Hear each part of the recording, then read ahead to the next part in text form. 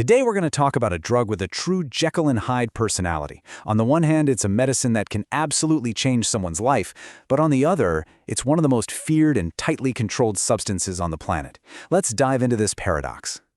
I want you to really think about that for a second.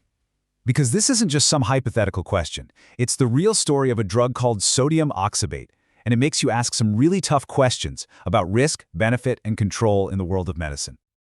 Okay, so this is the absolute key you have to get. We're talking about the exact same chemical compound. On one side, you have its medical persona, sodium oxybate.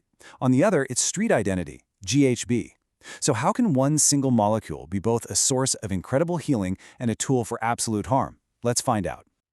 To really understand why anyone would even consider taking a risk this big, we've got to start with the people it was made to help. So first, let's look at its incredible medical benefits.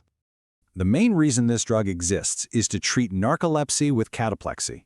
Now, this isn't just about feeling a little sleepy in the afternoon. We're talking about an overwhelming can't-fight-it need to sleep right in the middle of the day.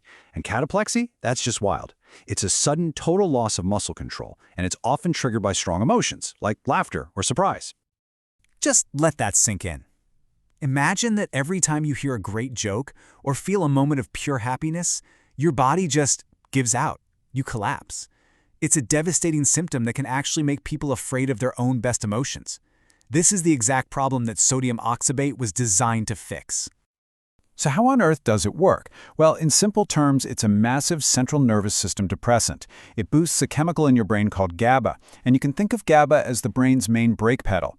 This drug basically slams that pedal to the floor, forcing the brain into super deep restorative sleep at night. And because you sleep so well, it dramatically cuts down on the daytime sleepiness and those cataplexy attacks.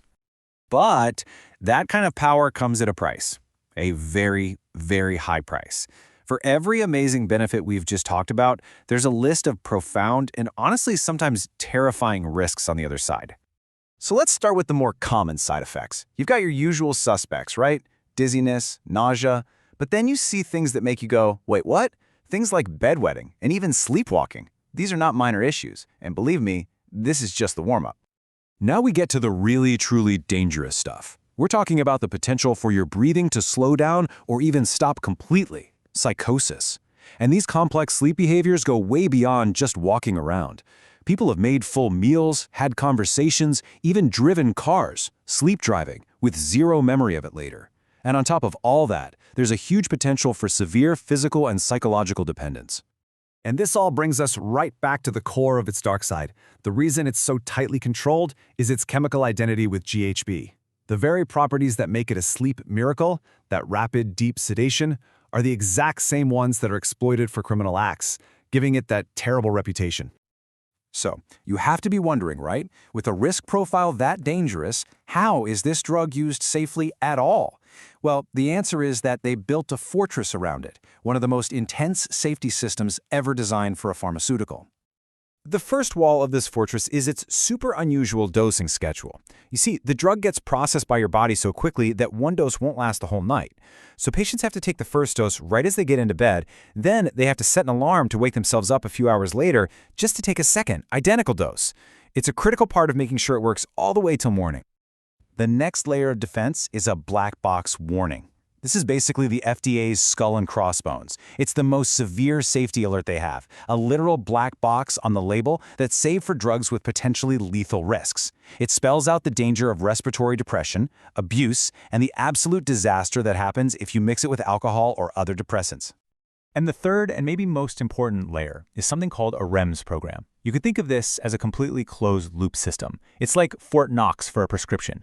Only doctors who are specially certified can prescribe it, only a single central pharmacy in the whole country can mail it out, and every single patient has to be enrolled in the program and get educated on the extreme risks before they ever get a single dose.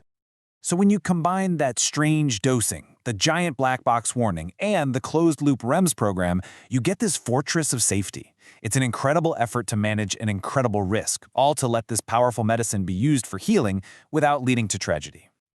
And all of this leaves us with one final, huge question. The story of sodium oxybate is definitely an extreme example, but it shines a bright light on an essential challenge in medicine. It forces us to ask, when is a drug's potential to give someone their life back worth its potential for devastating harm?